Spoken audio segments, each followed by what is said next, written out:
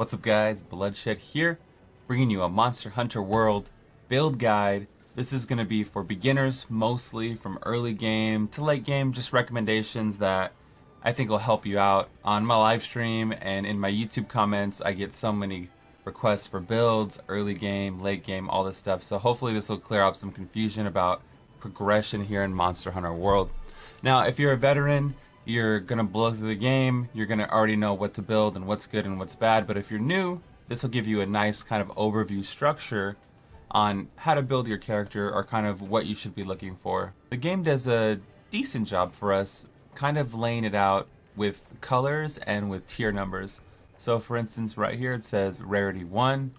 If you scroll down, you can see these are rarity 2. Okay, so we have the gray and the white. What I would recommend from, let's call this the tier 1, right? The gray, white-ish tier. I would recommend the bone set, just straight up. It has decent resistances all around, stats, pretty much it doesn't even matter, but it's easy to build the bone set, and I would upgrade it as much as you can the whole way until about the next colored tier, right? So from this white, grayish tier, I would do the bone set.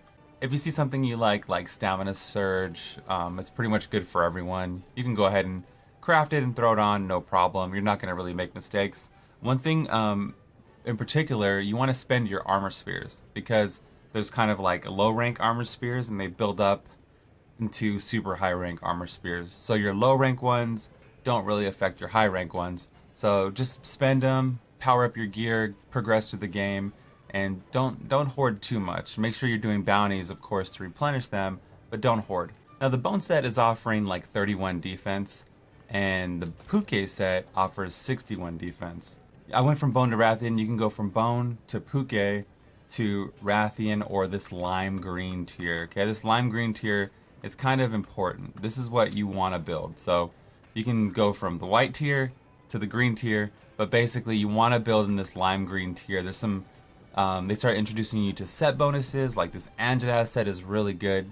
You get it from killing Anjanath, of course. The Rathian's good for poison attack, poison resistance, just like the Puke. The Puke has poison stuff. You typically want to build, as far as weapons go, really quick. You typically want to build into the poison tree early. It does a lot of damage early on. It's like you're just putting dots on the monsters. So the game's going to start you off with one of each weapon type. The sword and shield is one of the easiest for new players to understand. So I'll click on the Hunter's Knife and I'll upgrade it, and it says it just requires 2 iron ore, which is insanely easy to get. So we'll go ahead and upgrade that. Boom, we got our new sword and shield. And from here you can build into a few different options. I would always take the poison option early on, as it's going to do a lot of damage. And you can see it only takes 1 poison sack and a little bit of Puke kills, and you can go ahead and equip this. So for me personally, I do the bone set and the Puke weapon, and continue from there, probably directly to Anjanath. That's really good for fast attacking weapons like dual blades, sword and shield. Even the iron katana kind of attacks fast enough. For hammers or for, let's say, great swords, I would go with just raw damage from the bone tree. So if you hit slow and big hits, right, you want to probably do raw damage early. And if you're attacking really fast, go for status elements like poison.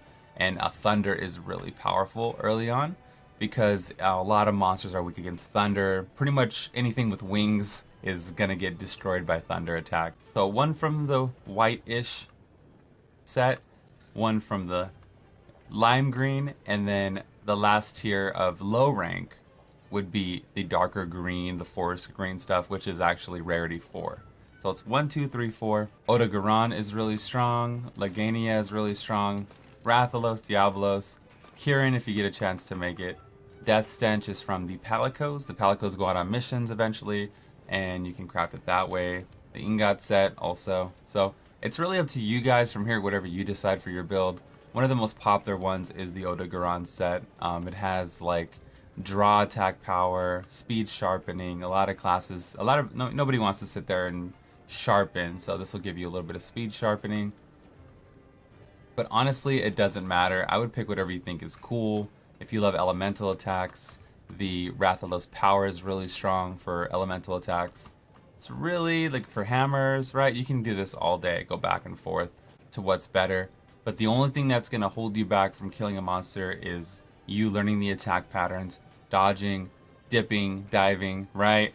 Hitting them and not getting hit back is the best weapon you have against progressing through the game. Once you pick one from this tier, make sure to upgrade it as much as you can, as always, with the armor spears, and that'll pull you into high rank. When you get to high rank, you have a bunch of options here. You can go through, rebuild your bone set, and you'll notice you have an alpha version and a beta version. The beta version just means that there's a socket. So if you look right over here, there's a socket, and you can insert jewels in there. You won't have too many early on, so it's pretty much advised to stick with the alpha version until later. You're going to grow out of the bone set by the time you get enough valuable gems anyway.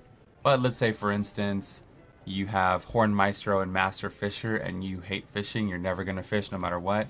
You might as well grab this one. For the off chance you do get a jewel, you can throw it in there, because at least it's not going to go to waste if you were to get one. You know what I'm saying? And you can mix and match the alpha and beta sets and still get the set bonus. So Anjanath's Will requires 2 pieces to temporarily reduce stamina depletion when your health is lower than 40%. It's pretty good. It's pretty good. So you can actually use, like, let's say the helm and the chest piece and still get that bonus from Anjanath. So to recap the high rank progression, I would probably build the bone set all over again and mix and match things that maybe are important to me that I like. One thing to note, okay, there's this quest for Zora Magdaros, right? Zora Magdaros is super high tier, strong Elder Dragon, but it's almost impossible to fail the quest. So it's pretty much broken. Once you get the quest, you can farm it over and over basically and make a strong mid-tier high rank set. And this would technically carry you the rest of the way or until you get to other Elder Dragons and things like that. So one way you can continuously farm this is to do the board. So then you go to the board and you go to join a quest and respond to SOS. Quest type, no preference. Difficulty, high rank. Rewards available. You want the rewards to be available. And you go to target and you look for Zora Magdaros. And you go to search SOS flares. Optional, or there's assigned and optional. So all these people are doing Zora. And optional, all these people are doing Zora, right? So you can actually farm easy high rank set relatively easy. I mean, it's pretty much impossible to fail, right? Halfway through the encounter, Nerg spawns on the top of Zora, and the first 2-3 times I couldn't even get to him, and like it was impossible to fail. As long as you're putting cannons in, shooting things, take your newly farmed Zora set, and from there that will literally carry you to whatever your heart desires. Whatever your heart desires. The Rathalos set is really good for DPS. The Rathalos Azure is really good for DPS. Diabolos, again, has certain things that, like Slugger has stun power, which is great for hunting horns, hammers, things like that. Whatever you want. I mean, you could literally, the world is your oyster, whatever you decide. You start to get into Elder Dragons and do things like that. So I guess the only exception would be like you start to build a new set when you get to Rarity 8. Rarity 8 are all the like Elder Dragon type stuff, and I have color shaders on so it looks a little weird.